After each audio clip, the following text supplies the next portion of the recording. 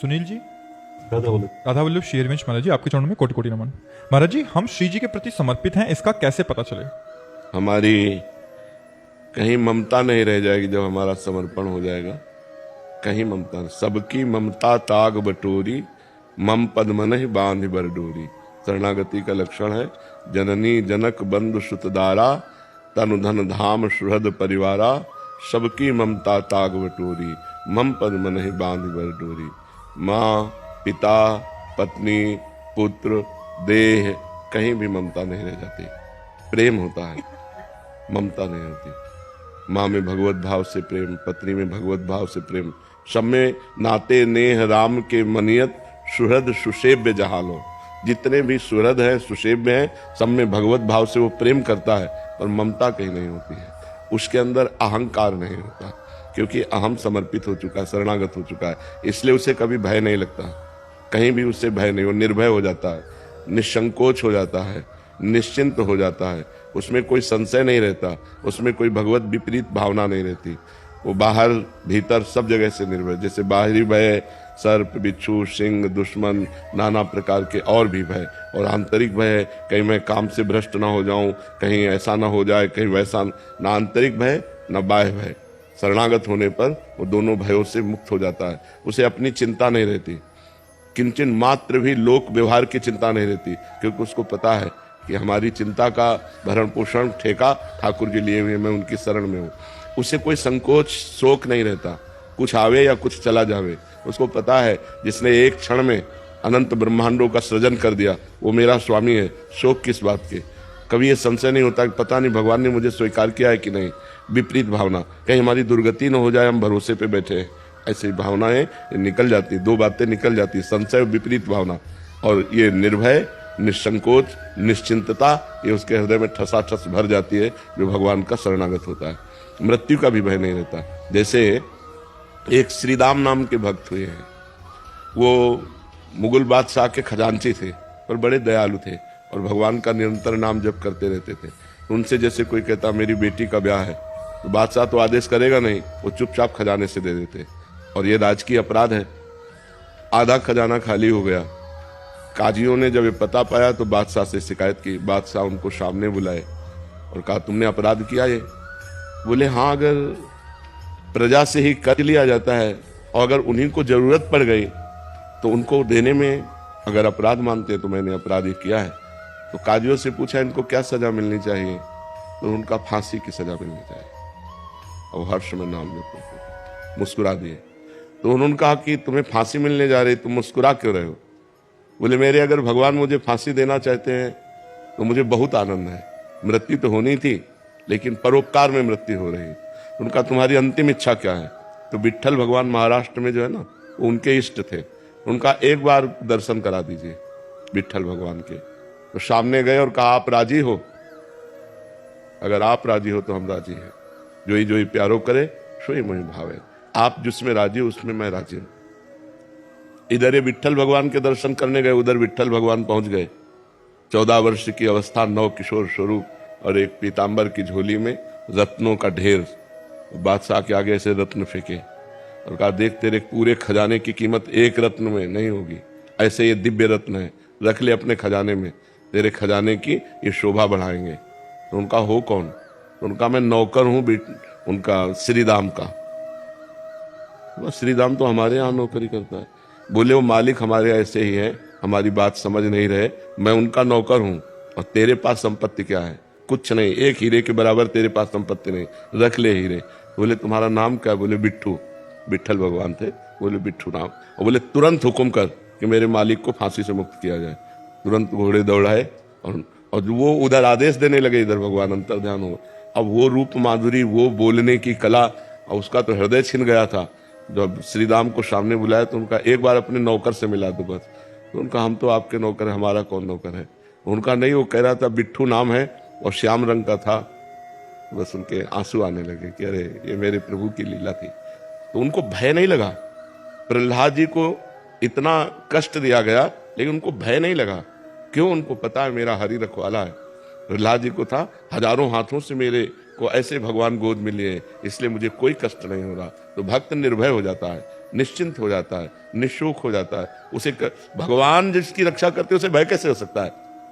सूरदास जी ने एक पद में लिखा था, उसका अर्थ था कि एक कबूतर वृक्ष में बैठा हुआ था, बाज ने ऊपर से देखा और पूरा निशाना तय कर लिया। इधर नीचे बहेलिये ने कबूतर को देखा तो धनुष बाण से निशाना, कबूतर ऊपर की तरफ उड़े तो बाज खा जाए, नीचे की तरफ देखा तो बहेलिया निशाना लगाए।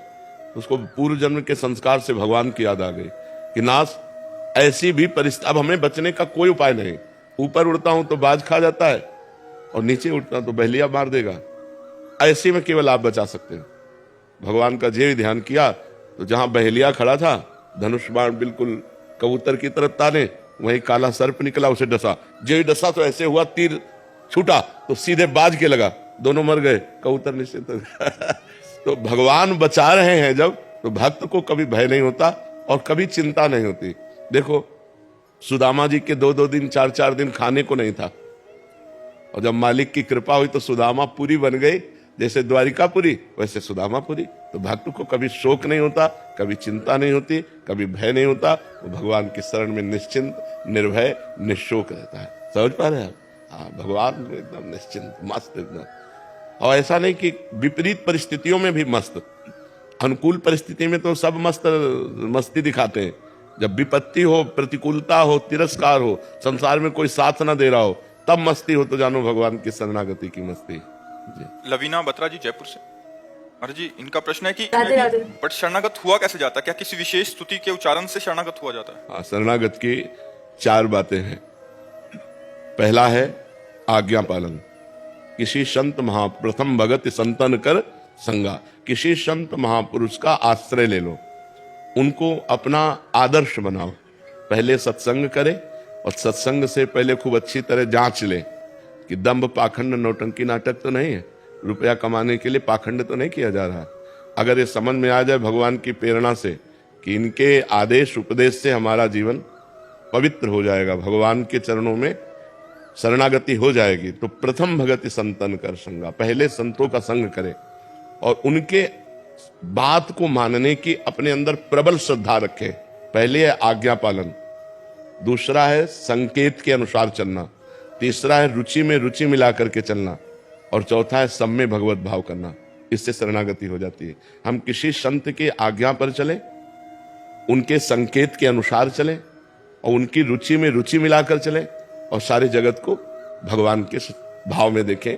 इसी राम में सब जग जानी, करो प्रणाम जोरी जुग पानी, सब में भगवान विराजमान। अब पहली बात, आज्ञा पालन की सामर्थ्य कहां से आएगी? भगवान का नाम जप करने से। जितना भगवान का नाम जप करोगे उतना ही संत और शास्त्र की आज्ञा पालन करने की सामर्थ्य आएगी। किसी भी संत की आज्ञा का पालन यदि आपने अक्षरशः कर लिया तो देवर्षि नारद जी कहते हैं महत्संगस तो दुर्लभ हो, महापुरुषों का संग मिलना दुर्लभ है।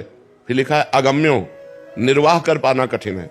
यदि उनकी आज्ञा का पालन कर ले गए तो अगला शब्द लिखा अमोघस्य, निश्चित भगवत प्राप्ति हो जाएगी।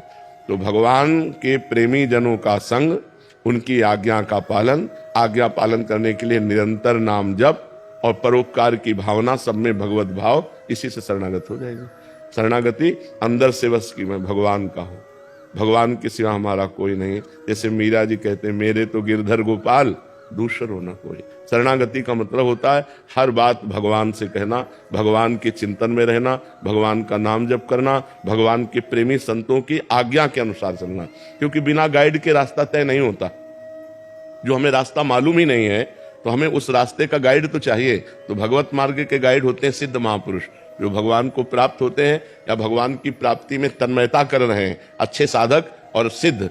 आजकल जो है भगवान के मार्ग को भी एक मतलब साधन बना लिया गया है अपने जीने खाने का, जबकि भगवान लोक परलोक सबका भरण पोषण करने के लिए स्वयं ठेका लेते हैं यदि हम निष्काम भाव से भगवान की भक्ति करें, अगर हम सही ढंग से चलें, तो लोक परलोक का सारा वैभव अपने आप प्राप्त हो जाएगा। दंभ करने की जरूरत नहीं, नाटक करने की जरूरत नहीं। भगवान ने कहा अनन्यस चिंतयन्तो माम ये जनाः पर्युपासते तेषां नित्याभियुक्तानां योगक्षेमं वाम्यहम्। तुम केवल मेरा अनन्य चिंतन करो। जो जन मेरा अनन्य चिंतन करता है उसके योगक्षेम का वहन मैं करता हूं। और जब भगवान करता होंगे योगक्षेम का वहन, तो कमी क्या रह जाएगी? आनंद ही आनंद रहेगा, हृदय भी आनंदित रहेगा और बाहर भी सुख सुविधा रहेगी। तो हमें लगता है भगवान के मार्ग में कपट, चतुराई, छल, दम्भ ये करने की तो जरूरत ही नहीं। महालक्ष्मीपति प्रभु हैं, जिस दिन कृपा कर देंगे मारा वैभव घूमेगा।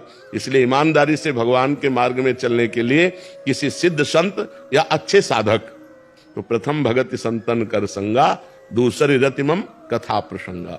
भगवान के लीला चरित्रों का खूब गायन करे और खूब श्रवण करे।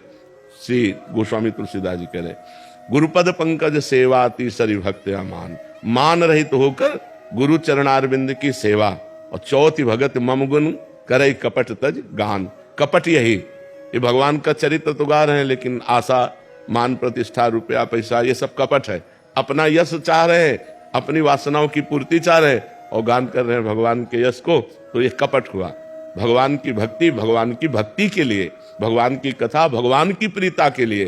तो चौथी भगत मम गुण गन करे कपट तज गान। मंत्र जाप मम दृढ़ विश्वासा, पंचम भगत वेद प्रकाशा। पांचवी भक्ति बता रहे हैं कि खूब निरंतर नाम जप, मंत्र जप, विश्वास के साथ किसी से काम हो जाएगा। मंत्र जाप मम दृढ़ विश्वासा, मेरे ऊपर दृढ़ विश्वास और मेरे मंत्र और मेरे नाम का जप। पंचम भगत सुवेद प्र, छठदम शील विरत बहुकर्मा, निरत निरंतर सज्जन धर्मा।